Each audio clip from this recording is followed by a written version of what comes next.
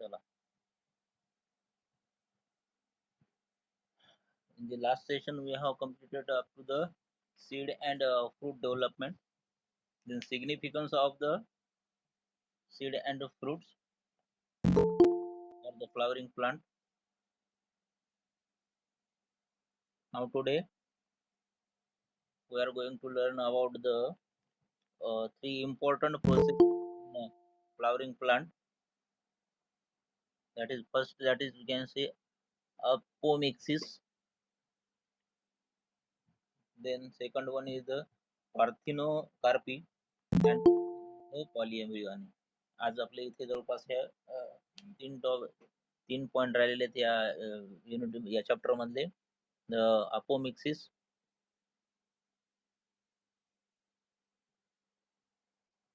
अरे दर्शुला सही टाकली का नाही रे?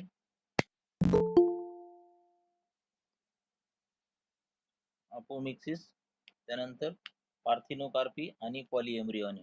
Okay, apomixis. दुसरी टर्म शिकायची आहे आपल्याला पार्थिनोकार्पी.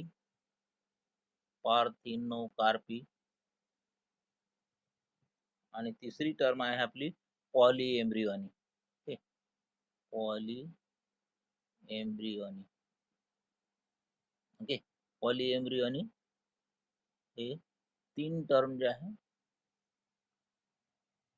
तीन टर्म आज आपल्याला इथे कंप्लीट करायचे आहे. Now in flowering plant, they are evolved for different processes. Okay, कधी काळी जर का काही कारणानं जर का फर्टिलायझेशन झालंच नाही, तर मग मात्र फर्टिलायझेशन जर झालं नसेल तर सीड तयार होणार नाही, नाही, किंवा आणखी त्याचं पुढचं जे काही डेव्हलपमेंट आहे ते डेव्हलपमेंट होणार नाही. त्यासाठी इथे बऱ्याचशा प्लांट मध्ये आपल्याला एक वेगवेगळ्या प्रकारची ही मेकॅनिझम जी आहे, ही मेकॅनिझम आपल्याला पाहायला मिळते. आणि त्यामध्ये ह्या सगळ्या प्रकारचे आपल्याला पाहायला मिळतात, अपोमिक्सिस, पार्थिनोकार्पी आणि पॉलिएम्ब्रियोनी. तर मग आज आपण सुरुवात करूया अपोमिक्सिसच्या सहाय्याने. Okay, apomixis, what mean by apomixis? Now see, it is a phenomena of formation of embryos through a sexual method of reproduction without formation of gamete and act of fertilization.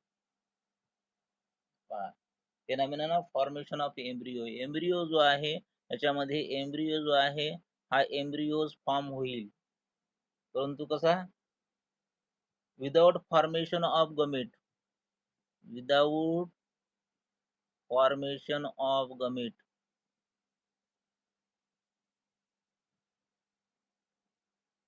Okay, and without fertilization. Without fertilization. तर apomixis मध्ये आपल्याला काय म्हणायचं आहे की embryos form होतोय, परंतु तो एम्ब्रियोज कसा? Without gamete formation. आणि म्हणूनच कसं तिथे alternatively no doubt we can say the without fertilisation. Okay, formation of embryos without fertilisation. साध्या भाषेमध्ये जर का म्हणलं तर तुम्हाला असे म्हणता येईल की formation of embryos without fertilization or without gamete formation. Alternatively it is a unusual sexual reproduction where there is no meiosis and the syngamy. Embryo develops in the ovule and the ovule develops to form seeds. It is a unusual sexual reproduction. याच्यामध्ये अनयुजली sexual reproduction आहे, embryos वगैरे form होते आहे, परंतु without fertilisation. Okay, आणि without fertilisation झालं, no doubt embryo तयार झाला. एम्ब्रियो मग now this embryo then develop into the in ovule and ovule develop to form the seeds. Okay, पुढे जो काय हा एम्ब्रियो आहे, एम्ब्रियो ओव्ह्यूल मध्ये डेव्हलप होऊन जाईल आणि त्याच्यापासून सीड जे आहे हे सीड तयार होऊन जाईल. Okay, now in apomixis when a gametophyte organ or cell produces embryo-like structure without fertilization, it is termed as apogamy. पहा त्याच्यामध्ये आपल्याला दोन पाहायला मिळते, डिप्लोस्पोरी आणि अपोस्पोरी. ओके, तर इथे काय म्हटलेलं आहे? The in apomixis when gametophyte organ or cells, पहा लक्षात घ्या, gametophyte organ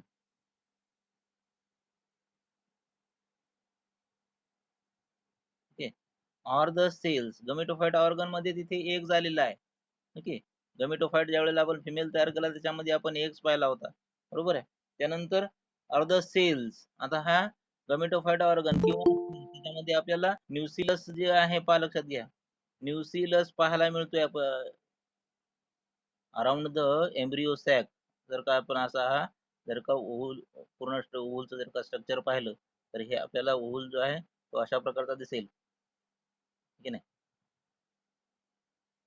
अशा प्रकारचा ओव्हल जो आहे तो ओव्हल आपल्याला याचा पाहायला मिळेल. याच्या अवतीभोवती जे काही राहिलेलं आहे दॅट इज द न्यूसिलस. या न्यूसिलस सेल सुद्धा that is the gametophyte. Okay, किंवा याच्यामधले जे काही सेल्स आहेत, now these cells are the gametophytic cells like structure now produces embryo without fertilization, it is termed as the apogamy. लक्षात घ्या, इथं काय होईल, एक तर हे एग जो आहे याच्यामध्ये नो डाऊट आपल्याला माहित आहे एग्ज आहे. ओ नो, साई संपत आलेली आहे पेनीची जवळपास. अरे दर्शोडा, याच्यामध्ये साई नाही टाकली का रे?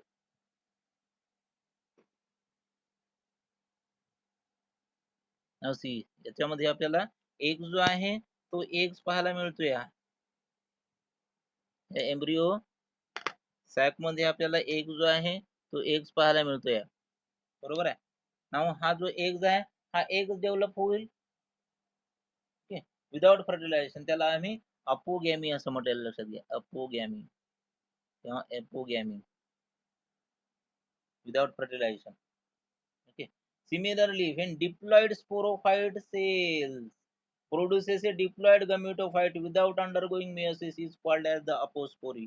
इथे पाहतात, इथे हा एक जो आहे हा एक कसा असेल, हा हॅप्लॉइड असेल गमेटोफाइट, परंतु न्यूसिलस जो आहे हा न्यूसिलस डिप्लॉइड असेल.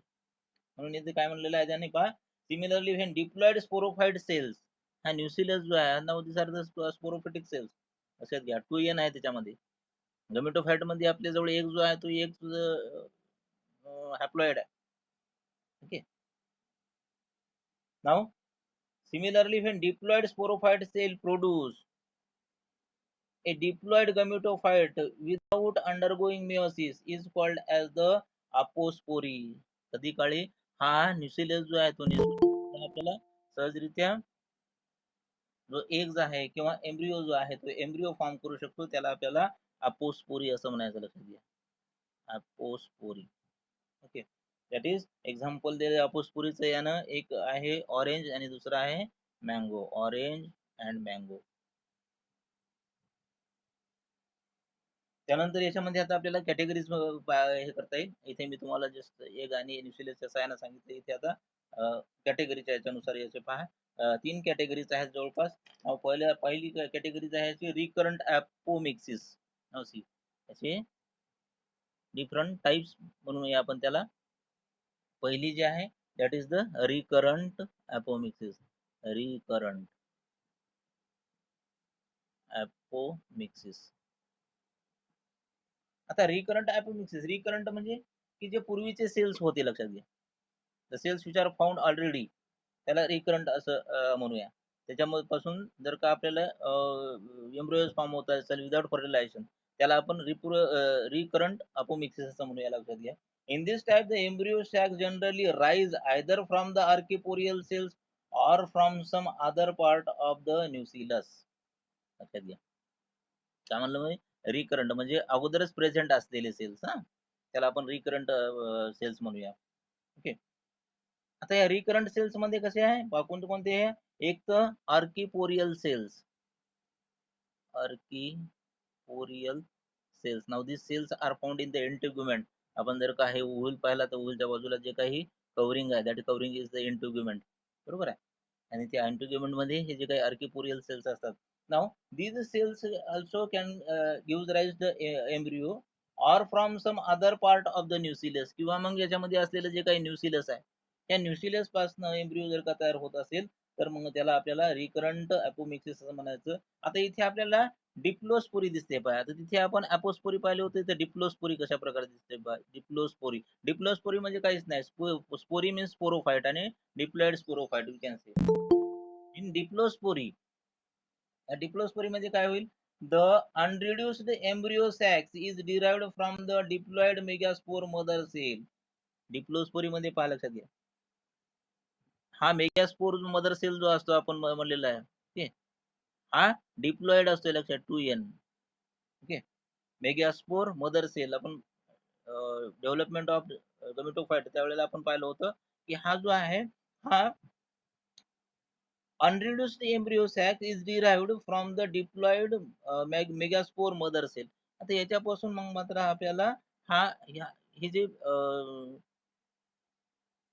मदर सेल्स आहेत, ओके, किंवा मेगास्पोर मदर सेल्स आहेत, हे मेगास्पोर मदर सेल्स मध्ये रिडक्शन डिव्हिजनच होत नाही. ओके, आणि सरळ हा एम्ब्रियो सॅक जो आहे तो एम्ब्रियो सॅक तयार करतोय. ओके, त्याला आपण डिप्लोस्पोरी असं म्हणूया. अपोस्पोरी मध्ये पहा लक्षात घ्या, अपोस्पोरी मध्ये डायरेक्टली आर्किपुरियल सेल्स किंवा न्यूसिलियस म्हणून किंवा मग ते एक जो आहे तो एक म्हणून त्याच्यामध्ये त्याचं directly without fertilization embryos formation होते. इथं रिकरंट अपोमिक्सिस मध्ये आपल्याला दोन प्रकारचे सेल्स पाहायला मिळतील, आर्किपुरियल सेल्स किंवा न्यूसिलस. ओके, आणि याच्यामध्ये आपल्याला डिप्लोस्पोरी पाहायला मिळते. डिप्लोस्पोरी कशा प्रकारची, हे जे काही मेगास्पोर मदर सेल्स आहेत हे mother spores directly develops into the embryo sac. Okay, and no doubt this embryo sac then develop into the seeds. Okay, seed मध्ये develop होईल आणि new plant will be arises from that seeds. Okay, नाव त्याचे example घेतलेलं आहे पायाने आपल्या पुस्तकानुसार टॅरॅक्झॅकम.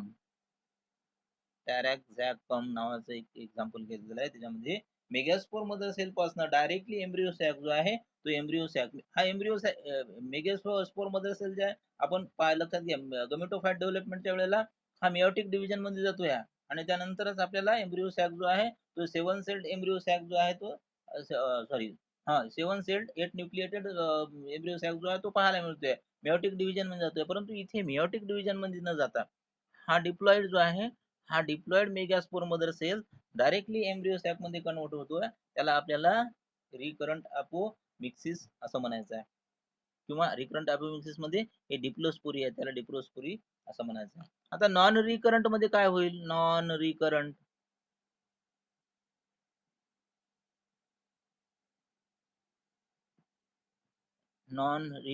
Apomixis. आता non recurrent मध्ये काय की जे सेल नाही आहेत परंतु दुसरे पाहायला पाहिजे. In this type megaspore mother cells undergo usual meiotic division and a haploid embryo sac is formed. लक्षात घ्या, इथे हा मियोटिक डिव्हिजन मध्ये जाईल, मेगास्पोर मदर सेल जो आहे हा मेगास्पोर मदर सेल हॅप्लॉइड याच्यामध्ये जाईल. Okay, haploid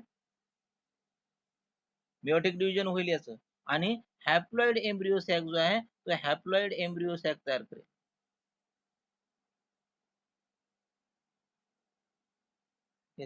Here the embryo arises either from the egg. लक्षात घ्या, इथं काय होईल, हा नो डाऊट आता इथे एक गेल्यानंतर एक तर हा इथं जे काही एग आहे त्या एग पासून अरायजेस होईल. ओके, परंतु इथे काय व्हायला, there is no fertilization, there is no fertilization. Megaspore mother cells undergo meiotic division form haploid embryo sac. Okay, याच्यामधला now this eggs. Here the embryo arises either from the egg by parthenogenesis or from some other haploid cells of gametophyte through the apogamy. लक्षात घ्या, एक तर इथे काय होईल की एक तर याच्यापासून हा जो एग्ज आहे हा एग्ज डायरेक्टली डेव्हलप होऊन जाईल एम्ब्रियो मध्ये. ओके, आणि अशा प्रकारचे जे डेव्हलपमेंट आहे त्याला पार्थिनोजेनेसिस म्हणतात, कारण इथे विदाउट फर्टिलायझेशन हा एम्ब्रियो मध्ये कन्वर्ट होत आहे, म्हणून याला पार्थिनोजेनेसिस म्हणता येते. लक्षात घ्या, parthenogenesis.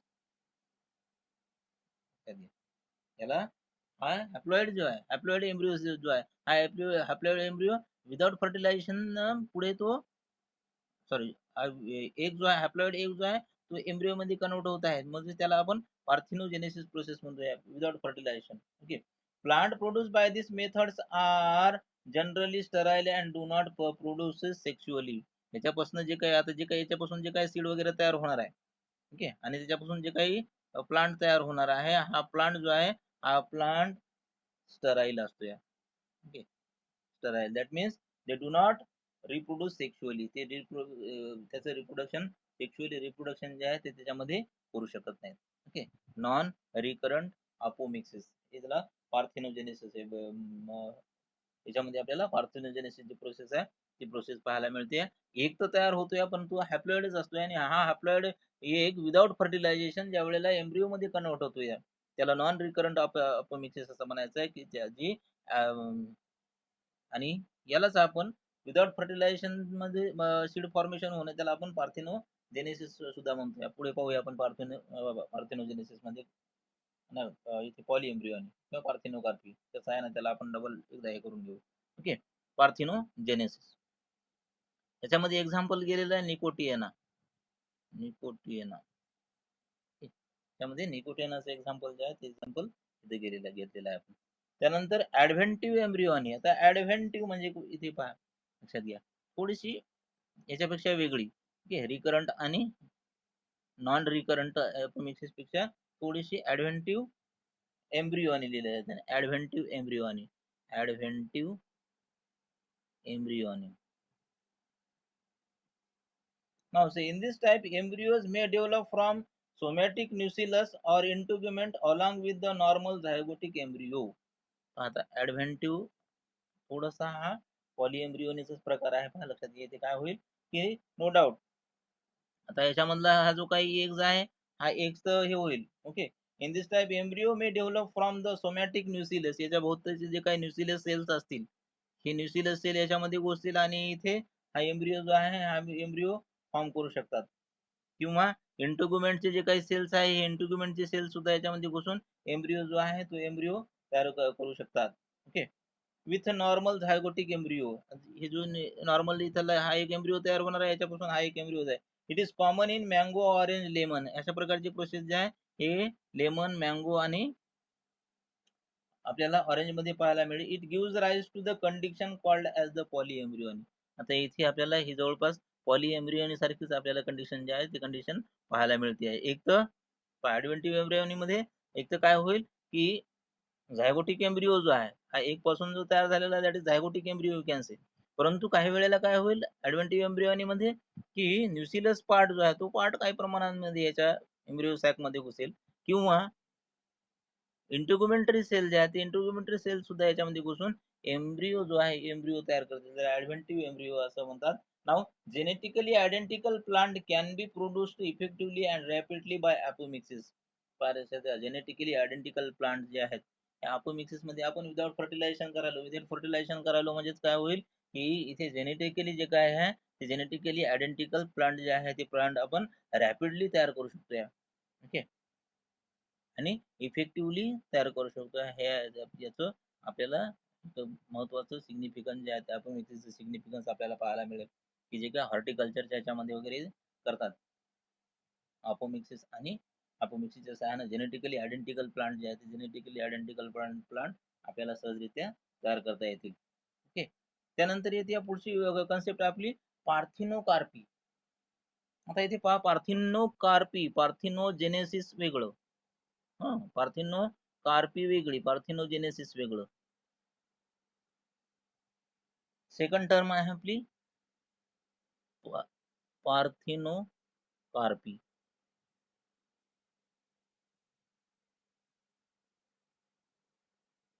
Now see the world carpy is related to the carpels, म्हणून इथे हे घेतलेलं त्याच्यावर लक्षात घ्यायचं पार्थिनोकार्पी. कार्पी हा वर्ड जो आहे हा वर्ड आपल्याला जवळपास carpel that is the we can say the female reproductive structure carpel पाहिलं होतं आपण. Okay. Now this term is coined by the Noll 1902. लक्षात घ्या, पहिल्यांदा पार्थिनोकार्पी जो आहे नॉल नावाच्या शास्त्रज्ञानं पहिल्यांदा ही 1902 साली ही टर्म मांडली पार्थिनोकार्पी. आता याच्यामध्ये काय होती पहा, it is the condition in which fruit is develop without the process of fertilization. Parthenocarpy मध्ये इथे काय होईल, फ्रूटची डेव्हलपमेंट होईल परंतु हा फ्रूट कसा असेल, without fertilization, without fertilization. Formation of fruit without fertilization is called as the parthenocarpy. लक्षात घ्या. म्हणजे जिथे काय होईल, जी काही सीड तयार झालेली आहे ती सीड सुद्धा कशी झालेली असेल, तयार कशी झालेली असेल, without fertilisation. Okay. It's occur normally in some varieties of pineapple, banana, papaya. लक्षात घ्या. एक्झाम्पल त्याने घेतलेलं आहे पाइन ऍपल. ओके. पाइन ऍपलचं एक्झाम्पल घेतलेलं आहे त्याच्यामध्ये. त्यानंतर बनाना आणि पपैया.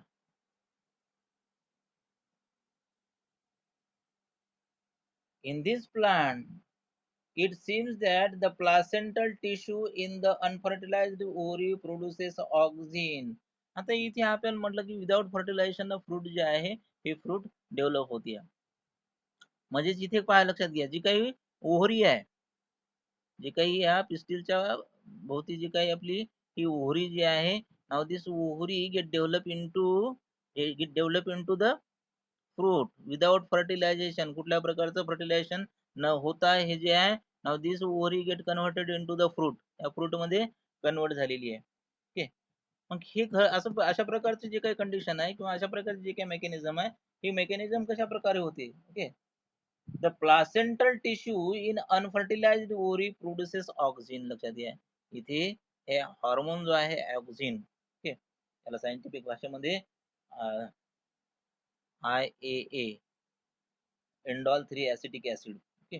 IAA, इंडॉल 3 ऍसिटिक ऍसिड असं म्हणलेलं आहे. Which is responsible for enlargement of ovary into fruit.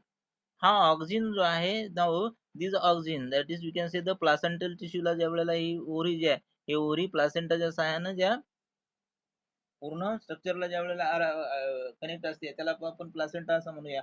आणि हा प्लासेंटल टिश्यू जे आहे, now this placental tissue secrete this auxin, and these auxin are responsible for the conversion of ovary into the fruit. Okay. म्हणजे इथे काय झालं, without fertilisation फ्रूटचं formation झालं, पण without fertilization. That condition is called as the parthenocarpy. And this parthenocarpy is induced by the hormones like plant hormone. लक्षात घ्या, this auxin is the plant hormone.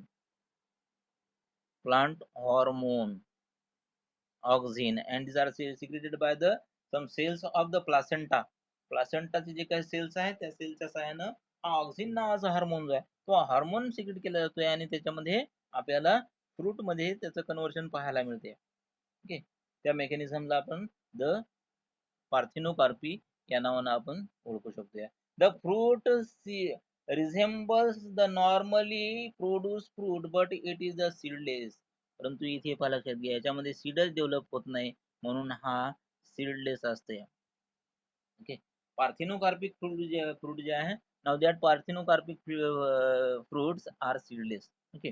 आता जे जे आपण हे जे बनवलेले आहेत, इथे जर का आपण बनानाचं एक्झाम्पल पाहिलं तर बनानामध्ये आपल्याला सीड जे आहे ते सीड पाहायला मिळत नाही. ओके. काही पपया जे आहेत, ओके, की ज्या ऑक्झिनच्या सहाय्याने तयार केलेले फ्रूट जे आहे त्याच्यामध्ये सुद्धा आपल्याला त्या पपईमध्ये आपल्याला सीड जे आहे ते सीड पाहायला मिळत नाही. तसंच पाइन ऍपलचं सुद्धा एक्झाम्पल यांनी घेतलेलं आहे, त्याच्यामध्ये सुद्धा आपल्याला हे सीड जे आहे ते सीड पाहायला मिळत नाही, कारण they can be develop by the parthenocarpy. पार्थिनोकार्पीच्या सहाय्यानं ते आपल्याला डेव्हलप करता येतात. ओके. म्हणजेच we can see with the help of the auxin. Auxin नावाचं जे काय हार्मोन्स आहे त्या हार्मोनच्या सहाय्याने याला आपल्याला तयार करता येते. ओके. पार्थिनोकार्पी लक्षात घ्या, काय होईल पार्थिनोकार्पी मध्ये, development of fruit without fertilization. That means there is no development of the seed and the fruit is seedless. म्हणून फ्रूट कसा असेल याच्यात, सीडलेस. एक्झाम्पल पाइनएपल, बनाना, पपैया, आणि याच्यात ऑक्झिनचा महत्वाचा रोल. ओके. एवढं ध्यानात ठेवायचं आहे आपल्याला पार्थिनोकार्पी मध्ये. ओके. आता पार्थिनोजेनेसिस मध्ये म्हणजे काय होते, पार्थिनोजेनेसिस दॅट जेनेसिस म्हणजे generative. That means we can say from the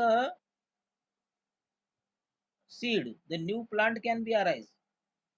लक्षात घ्या, त्याला आपण पार्थिनोजेनेसिस असं म्हणू. Without fertilization, without fertilization seed जे आहे ते सीड तयार होईल आणि त्याच्यापासून जो काय प्लांट किंवा ॲनिमल, लक्षात घ्या, प्लांट आणि ॲनिमल म्हणजे सापडणारी प्रक्रिया, that is you can say parthenogenesis.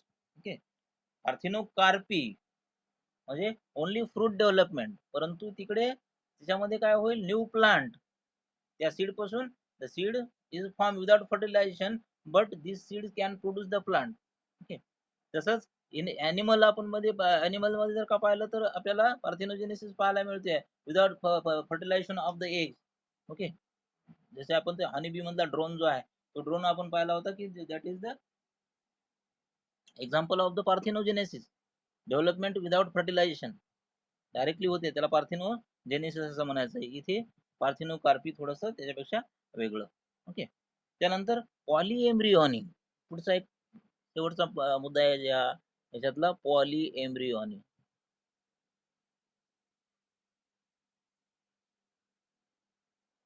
पॉलीएम्ब्रिओनी हो.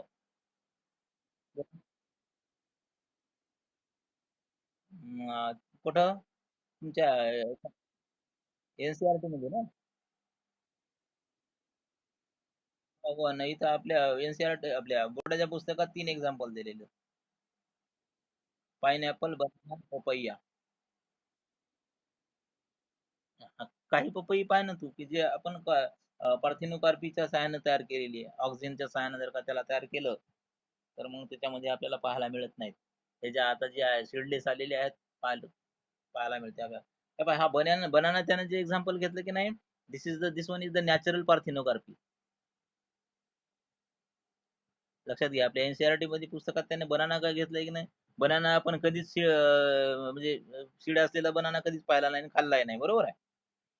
परंतु आता आपण पपया आणि आता आपल्याला माहित झालं ना, काय माहित झालं या हॉर्टिकल्चर वाल्या लोकांना, की अरे ऑक्सिन जे आहे हे ऑक्सिन सरळ सरळ फ्रूटला कन्वर्ट करतोय, ओरीला फ्रूट मध्ये कन्वर्ट करतोय. हे ज्यावेळेला माहित झालं त्यावेळेला यांनी, लक्षात घ्या, ऍग्रिकल्चर मध्ये हे इम्प्रुव्हमेंट केली गेली. मग त्यानं पाइनएपल तयार केलं आणि पपया तयार केलं. ओके. हे इंड्युस्ड पार्थिनोकार्पी याच्यामध्ये, हा, पाइनएपल आणि पपयामध्ये. ओके. पण बनाना नॅचरल, बनाना मध्ये काय होईल, नॅचरल. आणि त्यांनी म्हणून एनसीआरटीने एकच एक्झाम्पल घेतलं, आपल्या बोर्डाच्या पुस्तकात दोन्ही घेतले, तिन्ही एक्झाम्पल घेतले: पाइनएपल, बनाना आणि पपैया. आणि आज मार्केटमध्ये आपल्याला अशा प्रकारच्या ज्या पपया आणि पाइनएपल जे आहे ते आपल्याला भरपूर पाहायला मिळतात. ओके. हे नॅचरल आणि इंड्यूस असे दोन प्रकारच्या याच्यामध्ये हे केलेले आहे. नॅचरल पार्थिनोकार्पी, जसं की अॅनिमल मध्ये आपण ड्रोन आपण तयार करू शकत नाही, आहे की नाही. हनीबी मधला drone, that is the natural parthenogenesis. इथे आपल्याला नॅचरल मध्ये banana, parthenocarpy, fruit development without fertilization, banana. Okay. चला पुढे polyembryony. Now it is the development of more than one embryo inside the seed and the condition is described as a polyembryony. It was first described by the Leeuwenhoek in the seed of citrus genus. लक्षात घ्या, ते काय म्हणते आता, polyembryony. It is the development of more than one embryo. हा जो काही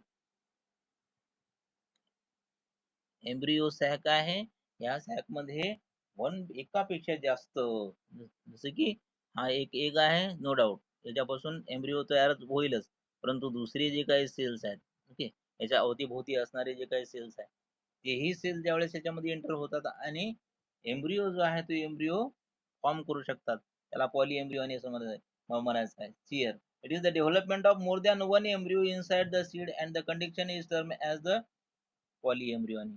एकापेक्षा जास्त ज्याच्यामध्ये, ज्या सीड मध्ये एम्ब्रियो असतात त्याला आपल्याला पॉलीएम्ब्रियोनी असं म्हणायचं आहे. आणि आणि हे आपल्याला जास्तीत जास्त सिट्रस जिनस जे आहे, बरोबर आहे, सिट्रस जिनस ज्याच्यामध्ये लेमन, ऑरेंज, त्याच्यामध्ये आपल्याला पाहायला मिळते. It is the occurrence of more than one embryo in a seed which consequently result in the emergence of multiple seedlings.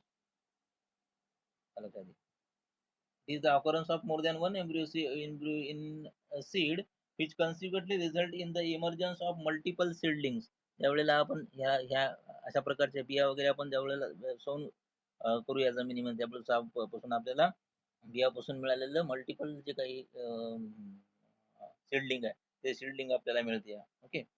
The additional embryo results from the differentiation and development of various maternal and zygote tissue associated with the ovule of the seeds. लक्षात घ्यायचं इथे पहा, additional embryo. आता याच्यामध्ये हे no doubt आपण generally काय होईल की एका सीड मध्ये एका एम्ब्रियो आपण डेव्हलपमेंट केली होती याच्यात, पण आता पॉली एम्ब्रियोनी मध्ये मोर दॅन वन म्हणते, की नाही. मग हे काय नाव the additional embryo result from the differentiation and development of various maternal and zygotic tissue associated with the ovule of seeds. याच्या संघ बाकीचे जे सुद्धा बरेचसे टिश्यू के जे आहे ते टिश्यू सुद्धा डिफरन्शिएट होतील आणि त्याच्यामध्ये एम्ब्रियो जो आहे तो एम्ब्रियो तयार करतील. Polyembryony may be true or false depending upon whether many embryo arises in the same embryo sac or in different embryo sac in the same ovule. लक्षात घ्या इथे पहा दोन आपण हे करू शकतोय. एक आहे आपल्याला ट्रू आणि फॉल्स. आता पहा ट्रू मध्ये काय होईल, true polyembryony. True embryony whether many embryos arises from the same embryo sac. Okay याच एम्ब्रियो सॅक मध्ये जास्तीत जास्त अशा प्रकारचे एम्ब्रियो जे आहे ते एम्ब्रियो याच्यात डेव्हलप जर होत असतील तर त्याला आपण ट्रू पॉलीएम्ब्रियोनी असं म्हणूया. परंतु in different embryo sac in the same ovule, same ovule मध्ये दुसऱ्या ज्याच्यामध्ये जर का इथे एम्ब्रियो जर का तयार होत असतील तर त्याला आपण फॉल्स पॉलीएम्ब्रियोनी असं म्हणूया.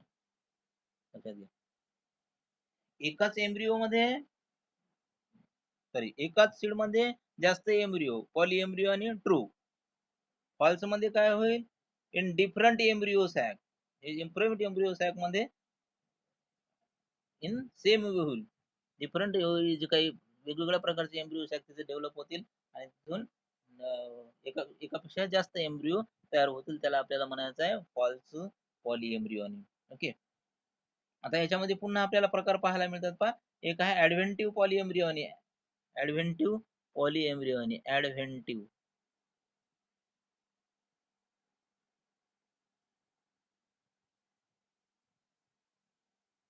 आता ऍडव्हेंटिव्ह polyembryony an embryo developed directly from the diploid cell of nucellus and integument as in citrus.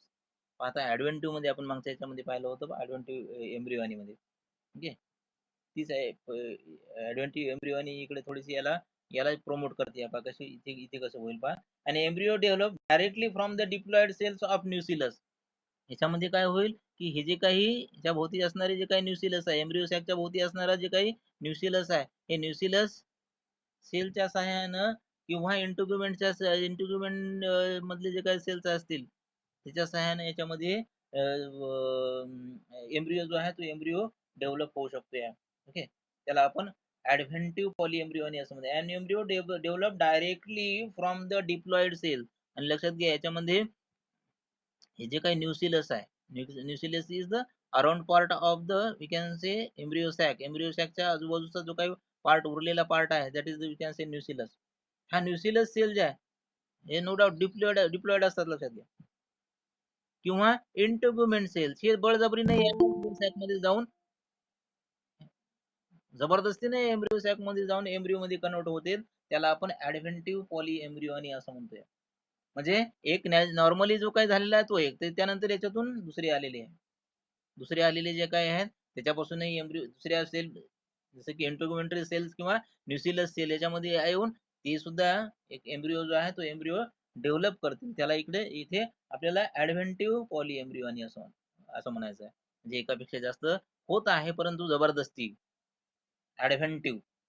Okay त्यानंतर दुसरा आहे क्लिव्हेज. आता क्लिव्हेज पॉलीएम्ब्रियोनी मध्ये काय हे होईल बा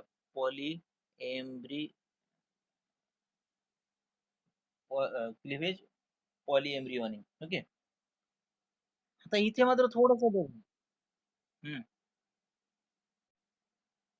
हॅलो बोल ना.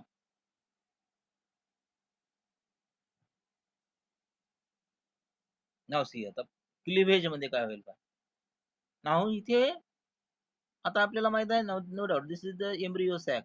तर एम्ब्रियो सॅक मध्ये हा झायगोट जो आहे तो झायगोट झाला डिप्लॉइड झाला. ओके समटाइम व्हॉट हॅपन आता इथे झायगोट म्हणजे मेलचं फिमेलचं जे आहे इथं मेल आणि फिमेल फ्यूज झाली हा डिप्लॉइड झाला. आता काही वेळेला काय होते की now this this pro embryo याला आपण 2n झाला म्हणजे याला हे जो झायगोट झाला त्याला आपण प्रो एम्ब्रियो सुद्धा म्हणू शकतो. लक्षात घ्या झायगोट हा झायगोट तयार झाला. Okay fusion of male and female gamete झाली no doubt. sometime now these zygote get divides. आता झायगोटचं डिवायडेशन म्हणजे त्याला आपण क्लिवेज असं म्हणतो, लक्षात घ्या. ओके, म्हणून याला क्लिवेज असं. आता काय होईल की हा झायगोट डिवाइड झाला, इकडे झाला इकडे झाला बाय मायोटॉसिस, दोन याच्यामध्ये दोन तयार झाले, दोन झायगोट तयार झाले. Okay, now divide into many parts, एक दोन तीन चार किती याच्यामध्ये तो होऊ शकतो, और युनिट. देन each unit, त्यानंतर हा एक प्रत्येक जो आहे, now this one is the one unit. Now this each unit develops into an embryo. हा जो झायगोट आहे, हा झायगोट स्प्लिट होईल, डिवाइड होईल, दोनाचे चार करेल. ओके, आणि त्यानंतर मग प्रत्येक युनिट जो आहे तो प्रत्येक युनिट एम्ब्रिओ मध्ये कन्वर्ट होईल. ओके, त्याला आपल्याला क्लिव्हेज पॉली एम्ब्रिओ आणि असं म्हणायचं. झायगोट गेट क्लिव्ड, झायगोट जो आहे तो झायगोट थोडासा कसा होईल, क्लीव्ह होऊन जाईल, म्हणजे डिवाइड होऊन जाईल, आणि त्यापासून दोन चार असे त्याचे युनिट तयार करेल किंवा पार्ट तयार करेल. आणि इच पार्ट, इच युनिट म्हणूया त्याला आपण, each unit get converted into the embryo, त्याला क्लिव्हेज पॉली एम्ब्रिओ आणि असं म्हणायचं. म्हणजे एकापेक्षा जास्त एम्ब्रिओ जो आहे जास्तीत जास्त एम्ब्रिओ आपल्याला इथे पाहायला मिळतात. ओके, लक्षात घ्या. म्हणजे इथे ऍडव्हेंटिव्ह जे आहे, हे ऍडव्हेंटिव्ह कशा कशा प्रकारे तयार झाली, मग याला आपण ट्रू म्हणू की फॉल्स पॉली एम्ब्रिओ म्हणू, ह्या दोन्हीलाही. दिस इज द फॉल्स, हा हे फॉल्स आहे, आणि ही ट्रू आहे. पहा, एकाच याच्यामध्ये, एकाच एम्ब्रिओ सॅक मध्ये जास्त झायगोट तयार व्हायले, आणि तो झायगोट हे व्हायला, तो झायगोट जो आहे तो झायगोट एम्ब्रिओ मध्ये कन्वर्ट व्हायला. इथे काय व्हायलं, याच्यामध्ये म्हटलं होतं तुम्हाला, फॉल्स मध्ये काय म्हटलं, नो डाऊट हे एम्ब्रियोनल जे काही एग्ज आहे, हा एग्ज होईलच होईल, सोबतच न्यूसिलर पार्ट जो आहे तो पार्ट आतमध्ये घुसेल, किंवा इंटिग्युमेंटरी पार्ट जो आहे किंवा सेल्स आहेत ते आतमध्ये घुसतील, आणि इथे एम्ब्रिओ जो आहे तो मोर दॅन वन एम्ब्रिओ तयार करते, त्याला आपण इथे फॉल्स म्हणलं होतं. मग इथे इथे पहा आपल्याला फॉल्स दिसत आहे, कारण इथे पहिला जो आहे, पहिला हा एक जो आहे, हा एक पासन एम्ब्रिओ जो आहे तो एम्ब्रिओ तयार होईलच, परंतु इथे न्यूसिलस झालं, इंटिग्युमेंट सेल याच्यामध्ये चालले, म्हणून हे ऍडव्हेंटिव्ह पॉली एम्ब्रिओ आणि is the false poly embryo आणि क्लिव्हेज एम्ब्रिओ आणि is the true poly embryo आणि. कारण इथे एकाच एम्ब्रिओ सॅक मध्ये एकाच झायगोट पासून जास्त झायगोट तयार व्हायले किंवा युनिट तयार व्हायले, आणि त्याच्यापासून एम्ब्रिओ तयार व्हायला, त्याला आपण ट्रू क्लिव्हेज पॉली एम्ब्रिओ आणि ट्रू पॉली एम्ब्रिओ मध्ये मोडूया. Okay, polyembryo increase the chances of survival of the new plant. लक्षात घ्या. आता इथे काय होईल की जास्त सीड जे आहे हे इथं एक एक झायगोट आहे स्प्लिट व्हायला, इथे जास्त एम्ब्रिओ तयार व्हायले, जास्त एम्ब्रिओ तयार व्हायले म्हणजे जास्त सीड जे आहे ते जास्त सीड तयार व्हायला. मग polyembryo increase the chances of survival of the new plant. काही काही जे सीड्स आहे, ह्या काही सीडला जर का समजा ह्या जर्मिनेट झाल्या नाही, तर मग मात्र याच्यापासून प्लांट तयार होणार नाही. परंतु जास्त प्रमाणात तयार झालेले आहेत, म्हणजे काही जे सीड्स आहे, काही या सीड नक्कीच ह्या जर्मिनेट होतील, आणि त्यानंतर न्यू प्लांट जो आहे तो न्यू प्लांट तयार होईल. म्हणजे इथे एक एक प्रकारचं याच्यामध्ये मॉडिफिकेशन जे आहे प्लांट मध्ये, फ्लॉवरिंग प्लांट मध्ये एक प्रकारचं हे पॉलीएम्ब्रिओ आणि एक मॉडिफिकेशन आहे, की chances of survival of the new plant is increase by this polyembryo. Okay, polyembryo हे सर्वायवल जे चान्सेस आहेत, ओके, चान्सेस ऑफ सर्वायवल ज्याला म्हणू आपण, काही सीड जर्मिनेट म्हणजे त्याला योग्य कंडिशन मिळाल्यानंतर, एन्व्हायरमेंटल कंडिशन योग्य प्रकारची मिळाली, जर्मिनेट होतील, न्यू प्लांट तयार होईल, स्पीसीज कंटिन्युएशन होईल, ठीक आहे ना, स्पीसीज प्रोपॅगेशन होईल. परंतु काही सीड जे आहे, या काही सीड कदाचित काही कारणानं त्याला जर्मिनेट होण्याचा चान्स नाही मिळाला, तिथे ते झाड तयार, नवीन प्लांट जे आहे नवीन प्लांट तयार होणार नाही. ओके, त्यानंतर न्यूसिलर ऍडव्हेंटिव्ह पॉलीएम्ब्रिओ आणि is of great significance in horticulture. पहा, न्यूसिलर ऍडव्हेंटिव्ह पॉलीएम्ब्रिओ आणि, आता हे पहा याचं आपल्याला हॉर्टिकल्चर किंवा मग आपण ऍग्रिकल्चर म्हणूया. याच्यामध्ये काय करायचं, सीड जे आहे ते सीड कशा करायच्या तयार करायच्या, हे न्यूसिलस जे सेल्स आहेत याचे जे काय आहे त्याच्यापासूनच जे सीड्स आहे ते सीड तयार करायचं. Okay, that is a very can say long process. पण आपल्याला साध्या याच्यामध्ये सांगायचं झालं तर इथे न्यूसिलसचा पार्ट जो वापरून आपण जे काही सीड तयार करणार आहे त्या हॉर्टिकल्चर साठी मात्र जास्तीत जास्त उपयोगाचे आहेत. ओके, हॉर्टिकल्चर मध्ये किंवा ऍग्रिकल्चर मध्ये म्हणूया त्याला आपण, ऍग्रिकल्चर मध्ये हे जे न्यूसिलरचं जे काही ऍडव्हेंटिव्ह पॉलिएम्ब्रिओनी आहे ते पॉलिएम्ब्रिओनी जास्त प्रमाणामध्ये यूज केल्या जाते. म्हणजे कुठल्याही प्रकारचं इथे काय होईल का आपल्याला विदाउट फर्टिलायझेशन तर मिळालंच नो डाऊट. म्हणजे विदाउट फर्टिलायझेशन म्हणजे आपल्याला पोलन ग्रेन पाहण्याची गरज नाही, कुठून कुठून जायचं आणि पोलन ग्रेन कुठून आणायचे, मग त्यानंतर कुठून मग त्याचं फर्टिलायझेशन कसं घडून आणायचं, इथे ती गोष्ट न हे करता इथे काय केलं, नाव हिअर द न्यूसिलर सेल्सच डेव्हलपमेंट जे आहे त्याच डेव्हलपमेंट डायरेक्टली आपल्याला एम्ब्रिओ मध्ये करता येते. त्याला आपण न्यूसिलर ऍडव्हेंटिव्ह पॉलिएम्ब्रिओ आणि म्हणूया, ज्याचा उपयोग हे हॉर्टिकल्चर ऍग्रिकल्चर याच्यामध्ये जास्त प्रमाणामध्ये केला जातो. या ओके, इथे आपला हा काही पार्ट जो आहे, काही पार्ट आपण जरा डिटेल मध्ये असल्यामुळे आपण थोडासा बोर्डाच्या पुस्तकातून घेतलेला आहे. ओके, काही अगोदरचा जो पार्ट आहे तो अगोदरचा पार्ट आपण या एनसीईआरटीच्या पुस्तकातून कम्प्लीट केलेला होता. ओके, मला याच्यात चांगलं वाटलं म्हणून मी मला या बोर्डाच्या पुस्तकाच्या सहाय्याने इथे कम्प्लीट केलेलं आहे. इथे आपलं जवळपास हे चॅप्टर जे आहे ते चॅप्टर संपलेलं आहे, reproduction in flowering plant. Okay, reproduction in flowering plant जे आहे इथं चॅप्टर आपलं संपलेलं आहे. पुढच्या याच्यामध्ये आपण याच्यावरची टेस्ट वगैरे जे आहे ते तुम्हाला मी सांगतोच आज किंवा उद्या, उद्या किंवा परवा, उद्या किंवा परवा याच्यावरची टेस्ट जी आहे ती टेस्ट मी तुम्हाला सांगून देईल. ओके,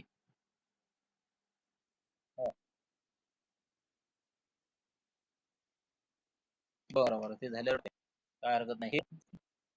हे किती तारखे झाले आपले तिकडले सरांचे, 7 तारखेपर्यंत आहेत का? बरोबर, किती झाले मला आठवून द्या. मग मी याच्यावर तुम्हाला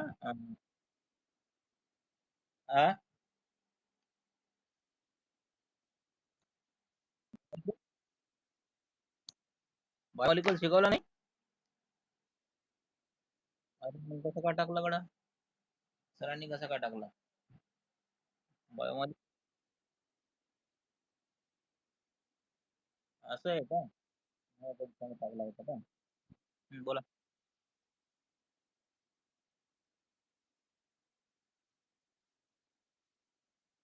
हो, कॉक्रोच आहे तुम्हाला.